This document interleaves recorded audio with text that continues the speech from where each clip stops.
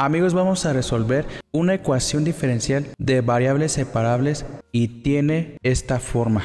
Es una ecuación diferencial de primer orden porque tenemos la primera derivada, pero también lo podemos expresarlo en su forma diferencial. Voy a multiplicar ambos miembros de la igualdad por g de y por el diferencial de x y me va a quedar g de y por el diferencial de x, y esto multiplica la derivada de y con respecto a x, y esto va a ser igual a f de x sobre g de y esto multiplica a g de y diferencial de x. Entonces lo que se va a cancelar es g de y con g de y. Pero ¿qué es lo que pasa en el miembro izquierdo? También es posible cancelar el diferencial de x con el diferencial de x sin ningún problema, porque hay que entender que el diferencial de x es un incremento pequeño con respecto a x, es decir, cuando el incremento de x tiende a 0. ¿Y qué es el incremento de x? Es una diferencia de valores con respecto a x. Aquí tengo el eje x y voy a tener un valor inicial con respecto a x, le llamo x0, y un valor final, le llamo xf. Entonces, el incremento de x es la diferencia de valores con respecto a x.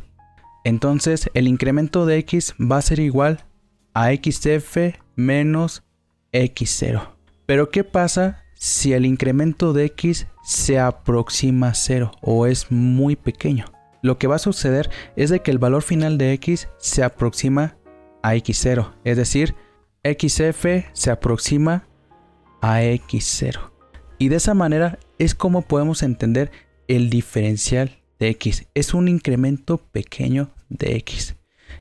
Y puede tomar valores, por ejemplo, 0.001, 0.25. También hay que tomar en cuenta que el incremento de x es un valor positivo, nunca puede ser negativo.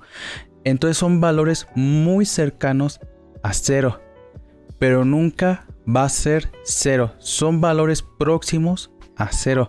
Entonces, por esa razón, sin ningún problema, yo puedo cancelar el diferencial de x y el diferencial de x.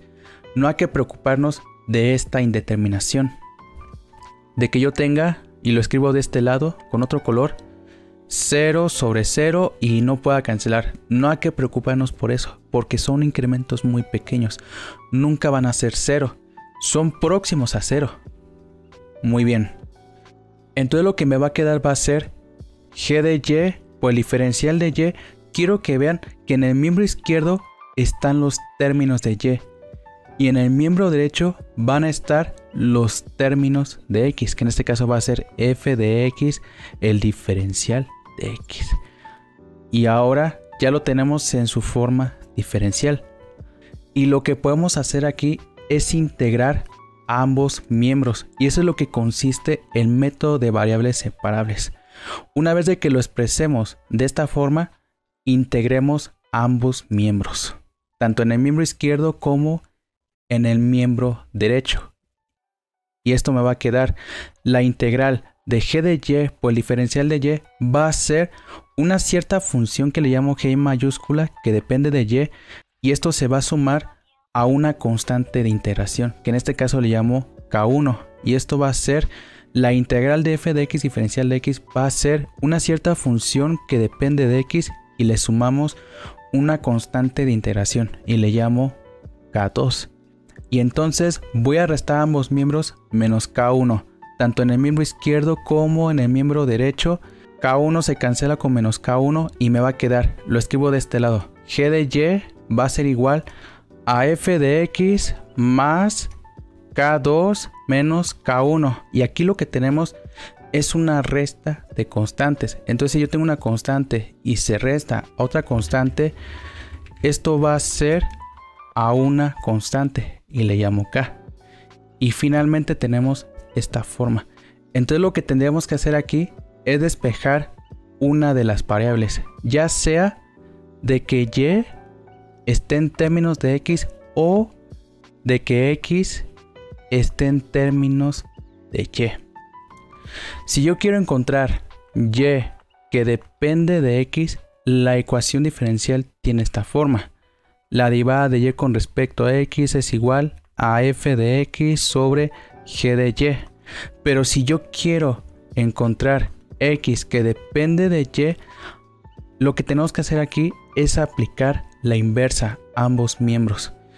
Entonces, aplicando la inversa va a ser la derivada de x con respecto a y. Se invierte el numerador y el denominador, ambos miembros. Y esto va a ser igual a g de y sobre f de x. Va a tener esta forma. Vamos a aplicarlo para resolver una ecuación diferencial bastante sencilla. Y es lo siguiente. Y hay que acordarnos de este método. Vean, la ecuación diferencial que voy a proponer es esta.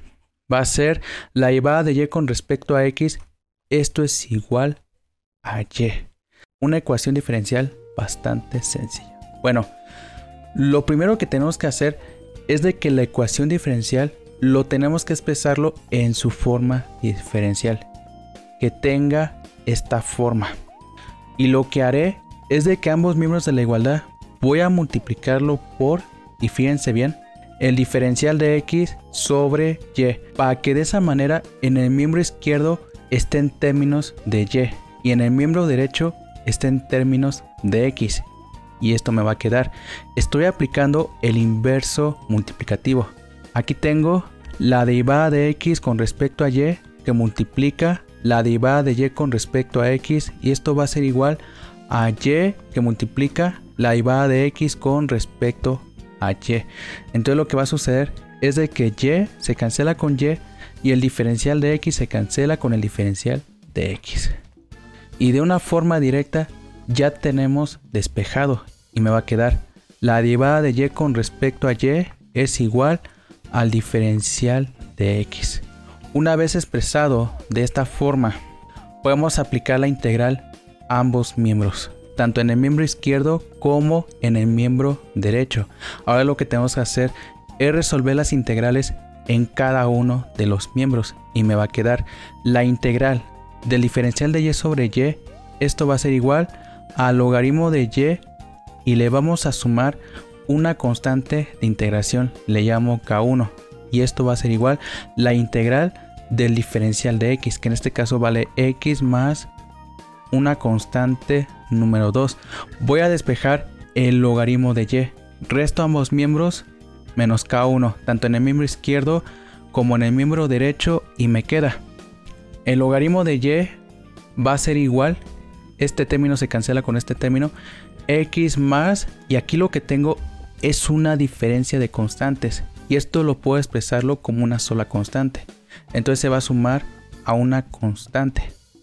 Ahora es posible que yo pueda expresar x en términos de y. Es decir, x va a ser igual al logaritmo de y menos k.